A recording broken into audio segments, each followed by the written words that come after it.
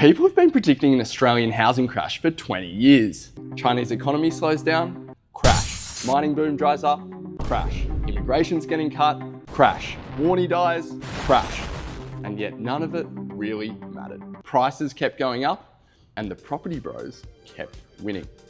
My name's Charlie. I built $1 billion technology company and I started this channel because I believe that Australia should get back to being the best at stuff again. So if you're into that, chuck me a sub. Here's the thing about Australia, we're not just obsessed with property, we bet everything on it.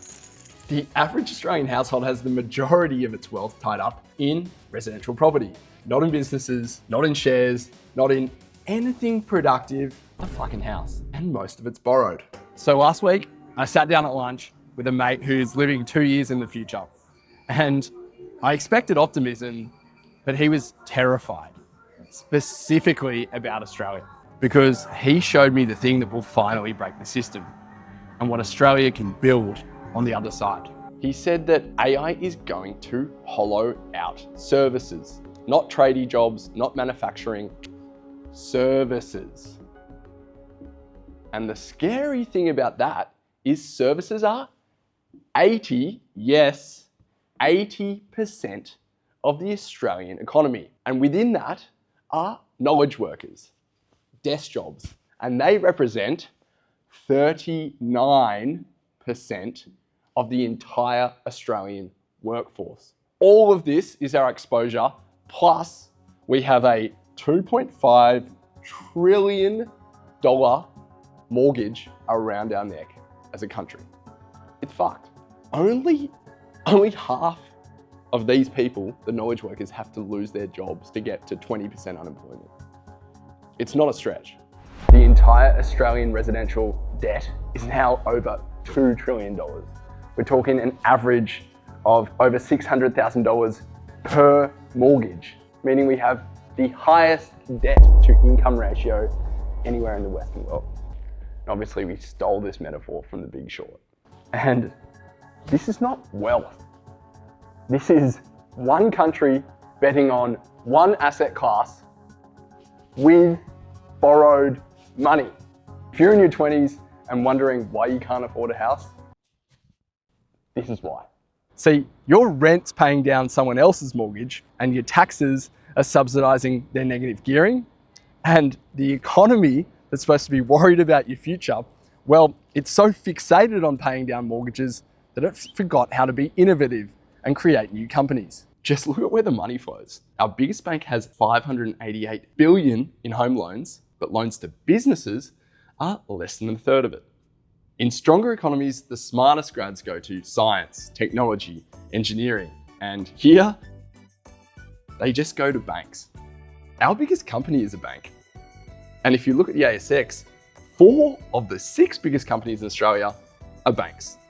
Not builders, not exporters, fucking banks. We haven't just poured our money into property, we've built our entire economy around servicing it with the bankers, the lawyers, the accountants, the brokers, the real estate agents, the tradies, all propped up by the property machine. And the mental thing is, it all works. As long as everyone keeps their job, as long as the money keeps flowing, the Jenga tower stands.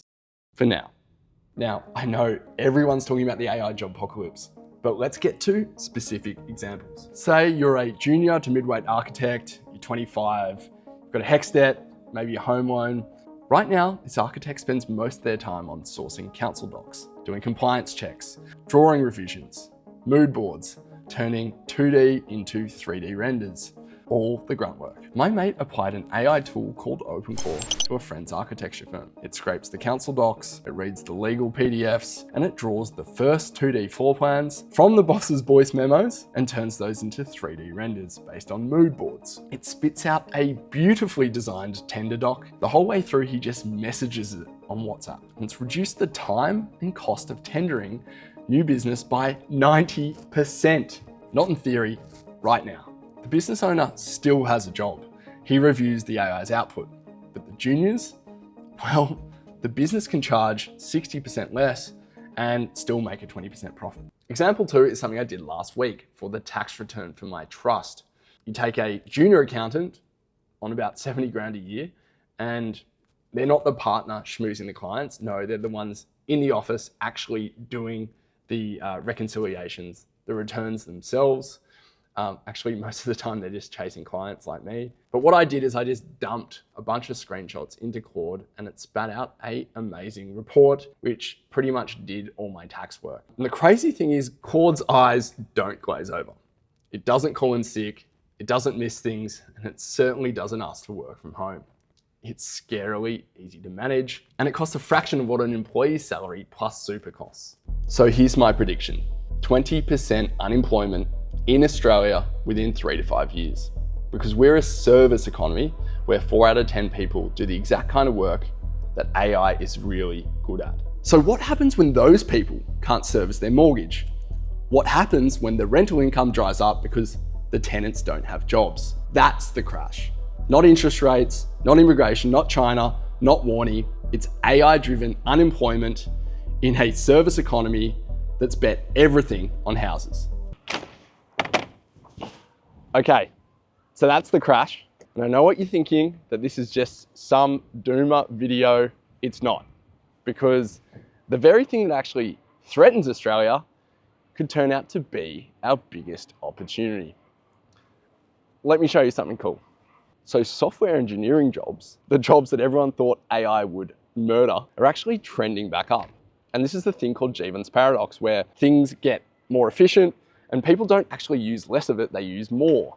And so while there's going to be massive short-term pain with AI, it's also going to make things so cheap to build that companies are going to take on projects that they otherwise wouldn't. And for Australia, this presents 2 massive opportunities. Opportunity 1, AI needs compute, which is GPUs and data centers, and there's just not enough of it. Globally, demand for AI inference is going to massively outstrip supply, and it's super power hungry. One Mid-Journey prompt uses as much power as charging an iPhone. Now look at what we're sitting on: land, political stability, some of the best energy potential on Earth, wind, solar, gas, lithium, uranium. And right now we're stuck between the worst of both worlds. We've committed to net zero, but we've made it about picking a specific type of energy rather than producing enough. We're shutting down coal plants, but selling it to countries that just burn it anyway. We're blocking nuclear, but we're sitting on one of the world's biggest reserves of uranium.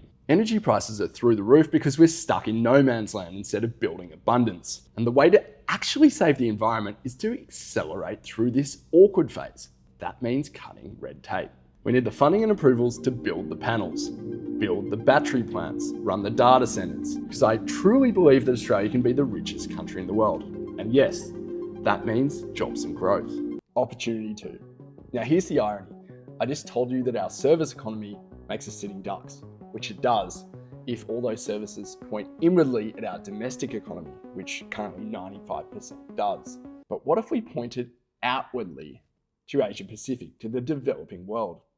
Different story. Australia has a global brand in healthcare and education. Not because we're the cheapest, but because we're trusted, because of the institutions, the regulation, the rule of law. And the rest of the region knows this. But right now we're currently wasting that brand. We're pointed inwardly to our own market, or we're leveraging it for university visa mills that sell permanent residency. But AI completely changes the economics of service businesses. Take, for example, a telehealth business that can now service all the quirks of the different islands in the Pacific, or a education startup that's selling into Indonesia, or even a legal compliance tool that relies on Australian common law. The knowledge workers that AI displaces, they're not redundant. They're the ones that actually build these things. They've got the expertise and the AI gives them the leverage. And we're not talking about protecting jobs. We're talking about turning employees into founders and exporting Australian trust at scale. Because, hey, we used to actually build things in this country: farms, factories, entire industries. And we can again. Somewhere along the way, we stopped building and started focusing on property. And that's not the Australian dream. So yeah, the crash is coming, but what we build after it is up to us. Love yous all, yibbity yibbida.